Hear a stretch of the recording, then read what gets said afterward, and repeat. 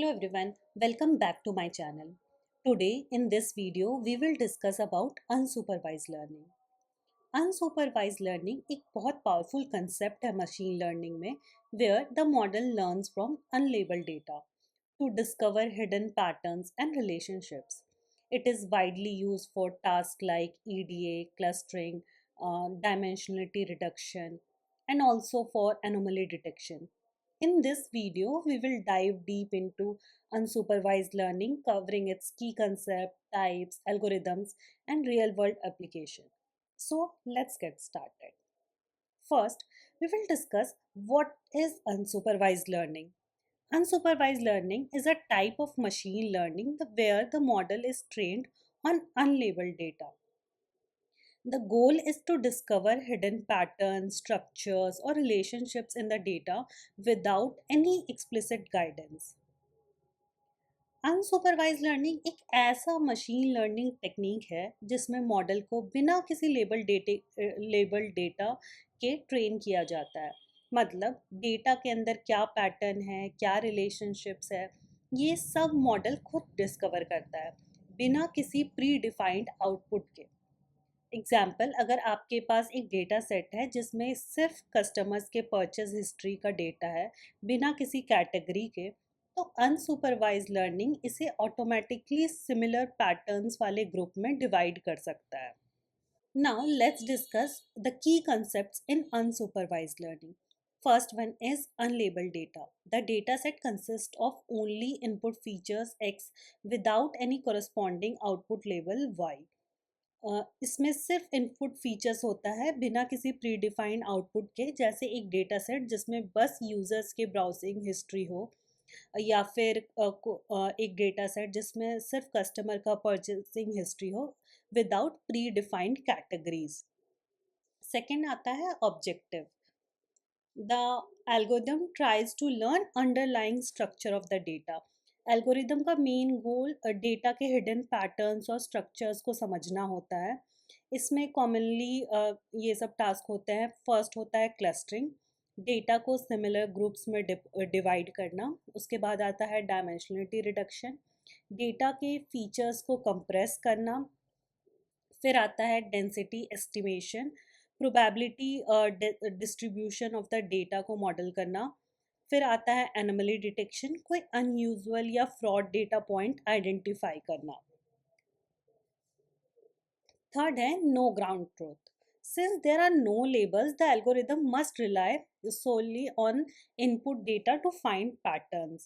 क्योंकि इसमें pre defined labels नहीं होते, इवेल्युएशन थोड़ा ट्रिकी होता है। रिजल्ट्स को समझने के लिए डोमेन नॉलेज की ज़रूरत होती है। Now let's see types of unsupervised learning. तो इसका पहला टाइप है क्लस्टरिंग। ये टेक्निक डेटा को सिमिलर ग्रुप्स या क्लस्टर में डिवाइड करता है बेस्ड ऑन देयर फीचर्स। इसके एप्लीकेशंस है customer segmentation, image segmentation, document clustering.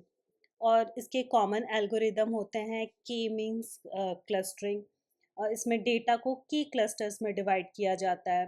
Then हायरिकल clustering, एक ट्री लाइक स्ट्रक्चर बनाया जाता है इसमें। फिर है डीबी स्कैन, डेंसिटी के बेसिस पे क्लस्टर्स आइडेंटिफाई करता है। सेकेंड है dimensionality reduction, reduces the number of features while retaining important information. जब डेटा काफ़ी हाई डायमेंशनल होता है तो डायमेंशनल रिडक्शन का यूज़ किया जाता है। इसका एप्लीकेशन होता है डेटा विजुअलाइजेशन में, मशीन लर्निंग मॉडल्स को फास्ट और इफ़िशिएंट बनाने में। कुछ इसके जो पॉपुलर एल्गोरिदम्स हैं, पहला आता है पीसीए, प्रिंसिपल कंपोनेंट एनालिसिस। ये डेटा को इम्पॉर्टेंट एक्सेस पे प्रोजेक्ट करता है। फिर आता है tSNE, which is t distributed stochastic neighbour embedding. ये हाई डायमेंशनल डेटा को विजुअलाइज करने के लिए यूज़ होता है। उसके बाद आता है auto encoders, deep learning based dimensionality reduction technique है ये। इसके बाद है association rule learning. It discovers relationships between variable in large data set. ये टेक्निक डेटा के अंदर हिडन रिलेशनशिप ढूंढने के लिए यूज़ होता है। इसका एप्लीकेशन है मार्केट बास्केट एनालिसिस, जैसे customer who bought X also bought Y, जो हम कोई भी अमेजन या फ्लिपकार्ट में देखते हैं, जब हम कोई ऑर्डर प्लेस करते हैं तो उसके साथ आता है कि customers who bought this also bought this, वो वाला इसका एप्लीकेशन है। इसके पॉपुलर एल्गोरिदम्स हैं ए प्रायरी एल्गोरिदम, इसमें फ्रीक्वेंट आइटम सेट आइडेंटिफाई करता है। फिर है F P growth, frequent pattern growth, ये इफ़िशिएंटली फ्रीक्वेंट पैटर्न्स माइन करता है। उसके बाद आता है एनोमली डिटेक्शन, आइडेंटिफाइज रेयर और unusual pattern that deviate from the normal. ये टेक्निक रेयर या अनयूजुअल पैटर्न आइडेंटिफाई करने के लिए यूज़ होता है। इसके एप्लीकेशंस है fraud detection, network intrusion detection. इसके पॉपुलर एल्गोरिदम है आइसोलेशन फॉरेस्ट, ये रैंडम डिसीजन ट्री का यूज़ करता है। फिर है one class S V M, इसमें आउटलायर्स डिटेक्ट करता है। अब हम कुछ मैथमेटिकल फाउंडेशंस देख लेते हैं। पहला के मीन क्लस्टरिंग का, इसका मेन ऑब्जेक्टिव होता है सम ऑफ स्क्वायर डिस्टेंस को मिनिमाइज करना। हर डेटा पॉइंट को उसके नियरेस्ट क्लस्टर सेंट्रॉइड से असाइन किया जाता है, और ये प्रोसेस रिपीट होता है जब तक क्लस्टर स्टेबलाइज ना हो जाए। तो इसका लॉस फंक्शन ये होता है। इसके बाद आता है पीसीए, प्रिंसिपल कंपोनेंट एनालिसिस। इसका ऑब्जेक्टिव होता है project data onto orthogonal axis of maximum variance. ये एक लीनियर अलजेब्रा बेस्ड टेक्निक है, जो डेटा के मोस्ट इम्पॉर्टेंट वेरिएशंस को कैप्चर करता है, ताकि हाई डायमेंशनल डेटा को लोअर डायमेंशनल में रिप्रेजेंट किया जा सके। यहाँ पे कोवेरिएंस निकालते हैं, कोवेरिएंस मैट्रिक्स निकालते हैं, उसके बाद आइगन वैल्यू डिकम्पोजिशन करते हैं, और फिर टॉप के आइगन वेक्टर्स को रिड्यूस करते हैं डायमेंशंस पे। ये फिर आता है टीसनी, ये एक प्रोबेबिलिस्टिक टेक्निक है जो डेटा के लोकल रिलेशनशिप्स को प्रिजर्व करता है और हाई डायमेंशनल डेटा का मीनिंगफुल विजुअलाइजेशन देता है। Now let's see the steps which are there in unsupervised learning. Unsupervised learning model train करने के लिए एक स्ट्रक्चर अप्रोच फॉलो करता है, जैसे हमने सुपरवाइज लर्निंग में देखा सिमिलर ही होता है। फर्स्ट होता है डेटा कलेक्शन, जिसमें सिर्फ इनपुट फीचर्स होते हैं बिना लेबल के। इसमें ये डिफरेंस होता है सुपरवाइज लर्निंग का कि इसमें इनपुट फीचर्स होते हैं बट लेबल नहीं होता, सुपरवाइज लर्निंग में लेबल्स होता है। फिर आता है data processing, where we clean and prepare the data, missing values को हैंडल करना, डेटा नॉर्मलाइजेशन करना, कैटेगरिकल वेरिएबल्स को इनकोड करना, ये सब इसी के अंडर आता है। फिर आता है model selection, where we choose the appropriate algorithm, problem के बेसिस पे बेस्ट एल्गोरिदम चूज़ करना होता है। फिर आता है ट्रेनिंग, एल्गोरिदम को अनलेबल्ड डेटा पे रन करना और पैटर्न्स ढूंढना। उसके बाद आता है evaluation, where we evaluate the result using domain knowledge, और कुछ मेट्रिक्स भी हैं जैसे सिलोटिस स्कोर, देन इनर्शिया, या फिर रिकंस्ट्रक्शन एरर। ये कुछ मेट्रिक्स हैं जिनका यूज़ किया जाता है इवैल्यूएशन में। फिर है इंटरप्रिटेशन, रिजल्ट को समझना और रियल वर्ल्ड एप्लीकेशन में यूज़ करना, ये आता है इंटरप्रिटेशन के अंदर। Now let's discuss some common algorithm in unsupervised learning. First one is K-mean clustering.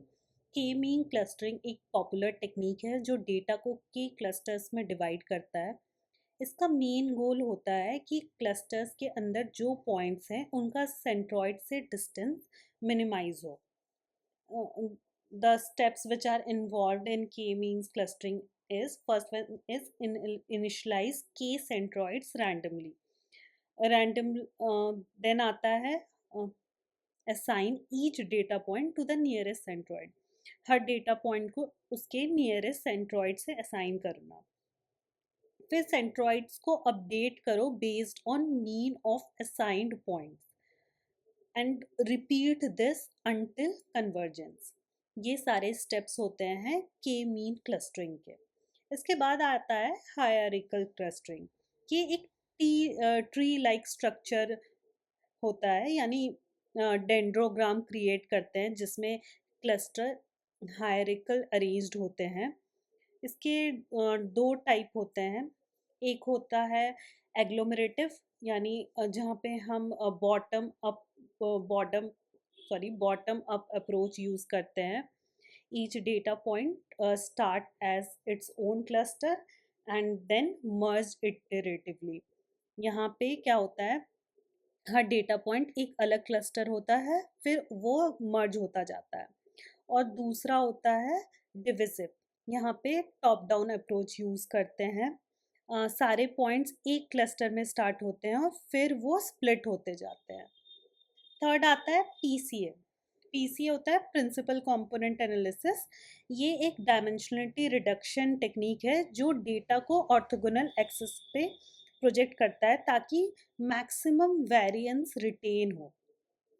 इसमें स्टेप्स होता है, सबसे फर्स्ट डेटा को स्टैंडर्डाइज करो, फिर कोवेरिएंस मैट्रिक्स कंप्यूट करो, आइगन वैल्यू डिकम्पोजिशन परफॉर्म करो और टॉप की प्रिंसिपल कंपोनेंट्स चूज करो। इसके बाद आता है टीसनी। टीसनी एक non linear dimensionality reduction technique है जो हाई डायमेंशनल डेटा को 2D या 3D में विजुअलाइज करने के लिए यूज़ होता है ताकि डेटा पॉइंट्स के लोकल रिलेशनशिप्स प्रिजर्व हो सके। इसके बाद आता है ऑटो इनकोडर्स। ऑटो इनकोडर्स एक न्यूरल नेटवर्क बेस्ड अप्रोच है जो डेटा के कंप्रेस्ड रिप्रेजेंटेशन सीखने में मदद करता है। इसका स्ट्रक्चर इनकोडर होता है, डेटा को कंप्रेस करता है, फिर डिकोडर होता है, कंप्रेस डेटा को रिकंस्ट्रक्ट करता है। There are multiple challenges in unsupervised learning. First, let's look at the challenges which are there in unsupervised learning. First one is lack of ground truth. क्योंकि labels present नहीं होता, without labels it is difficult to evaluate the model's performance. That is the first one. Accuracy evaluate करना difficult हो जाता है। Second होता है interpretability. कुछ एल्गोरिदम्स के रिजल्ट एक्सप्लेन करना थोड़ा टफ होता है, जैसे डीप लर्निंग एल्गोरिदम्स, वो काफ़ी कॉम्प्लेक्स होता है, तो उसका रिजल्ट्स को इंटरप्रिटेट करना थोड़ा डिफ़िकल्ट हो जाता है। फिर आता है scalability. Some algorithms are very expensive for large data sets. कुछ टेक्निक्स जैसे hierarchical clustering large data set पे स्लो भी हो सकता है। अ, इसके बाद आता है चूजिंग द राइट एल्गोरिदम। हर डेटा और प्रॉब्लम के लिए एक सही एल्गोरिदम सेलेक्ट करना एक बड़ा चैलेंज हो जाता है। और लास्ट है कर्स ऑफ डायमेंशनलिटी। अगर डायमेंशन बहुत ज़्यादा हो जाए तो मीनिंगफुल पैटर्न्स डिटेक्ट करना बहुत मुश्किल हो जाता है। अब इसके एप्लीकेशंस देखते हैं। एक तो बहुत कॉमन है जो हम सबको पता है, कस्टमर सेगमेंटेशन। कस्टमर को उनके बाइंग बिहेवियर के बेसिस पे क्लस्टर में ग्रुप करना। फिर आता है इमेज कॉम्प्रेशन। पीसीए जैसे मेथड से इमेज का साइज रिड्यूस करना। फिर एनोमली डिटेक्शन, फ्रॉडलेंट ट्रांजैक्शन या नेटवर्क इंट्रूशन डिटेक्ट करना। फिर एनएलपी है, टॉपिक मॉडलिंग, जैसे एलडीए का यूज़ और डॉक्यूमेंट क्लस्टरिंग के लिए। Genomics, cluster genes with similar expression patterns, ये भी इसका एक एप्लीकेशन है।